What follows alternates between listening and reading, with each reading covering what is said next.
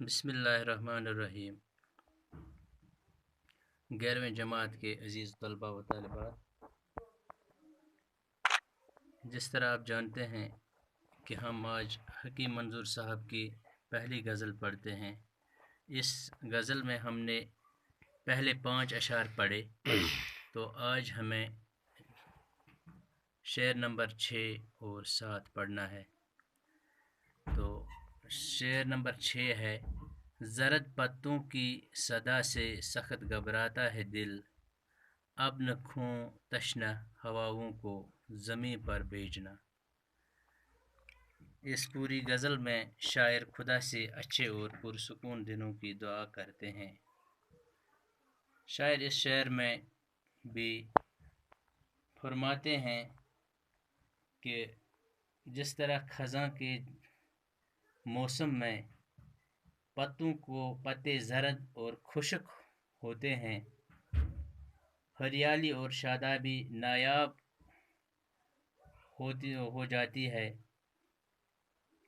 شاعر فرماتے ہیں کہ جب خشک پتے ہوا سے ہلتے ہیں تو ان کی آواز سے دل گھبراتا ہے، اس لیے اب ان خون کی پیاسی ہواؤں کو میری زمین پر نہ بھیجنا۔ خدا سے یہاں دعا کرتا ہے کہ ان خون کی پیاسی ہواؤں کو میری زمین پر نہ بھیجنا، جنہوں نے تمام ماحول کو ہیبت ناک کر دیا ہے۔ شاعر اس شعر میں بھی حالات کے بدلنے کی دعا کرتا ہے۔ 7واں شعر ہے: پڑ گئے منظور پھیکے رنگ جو آنکھوں میں تھے، اے خدا ہر رنگ اب پہلے سے بہتر بھیجنا۔ شاعر اپنے آپ سے مخاطب ہو کر فرماتے ہیں کہ میری آنکھوں میں جو رنگ تھے وہ پھیکے پڑ گئے، یعنی میری آرزوئیں نا امیدیوں میں بدل گئی۔ شاعر پھر خدا سے دعا کرتے ہیں کہ اب پہلے سے بہتر رنگ میری زندگی میں بھیجنا، تاکہ میری ویران زندگی میں پھر سے بہار آ جائے۔ تو اس غزل کے یہ 2 شعر تھے۔ تو اب غزل نمبر 2 ہے۔ غزل نمبر 2 کے یہ مطلع ہم پڑھتے ہیں۔ پہلا شعر: سوکھے ہوئے پیڑوں پہ ہواؤں نے لکھا ہے، سوکھے ہوئے پیڑوں پر ہواؤں نے لکھا ہے، نہ اس شہر کی مٹی میں نہ خوشبو نہ وفا ہے۔ حکیم منظور صاحب اپنے شہر کے لوگوں میں وفا کی کمی محسوس کرتے ہیں۔ فرماتے ہیں کہ ہواؤں نے شہر کے سوکھے پیڑوں پر لکھ دیا ہے کہ اس شہر کی مٹی میں نہ خوشبو ہے اور نہ وفا۔ سوکھے پیڑوں سے مراد محروم اور نامراد لوگ ہیں، جن میں جو وفا سے خالی ہیں۔ جس طرح موسم خزاں میں پتے جھڑتے ہیں درختوں سے اور وہ ننگے ہو جاتے ہیں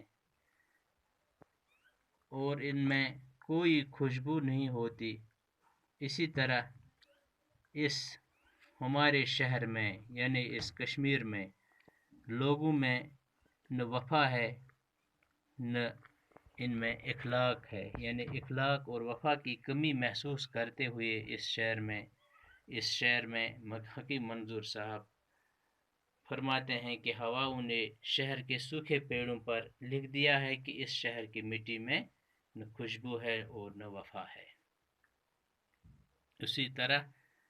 اسی موسم کی طرح دوسرا شعر ہے: جل تھل ابھی کوہسار ہوں پامال شجرزار، بادل کا یہ کرتب ہے وہ سورج کی ادا ہے۔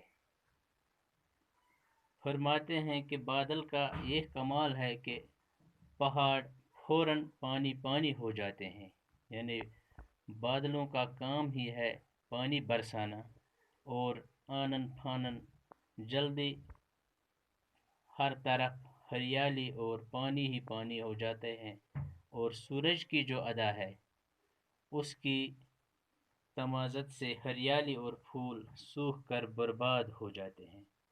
یعنی بادل کے تپش سے، گرمی سے اس کی یہ ادا ہے کہ وہ ہریالی جو ہوتی ہے وہ پھول سوکھ کر برباد ہو جاتے ہیں، اور بادل کا یہ کرتب ہے کہ فوراً ہر طرف آنن فوراً ہر طرف پانی ہی پانی ہو جاتے ہیں.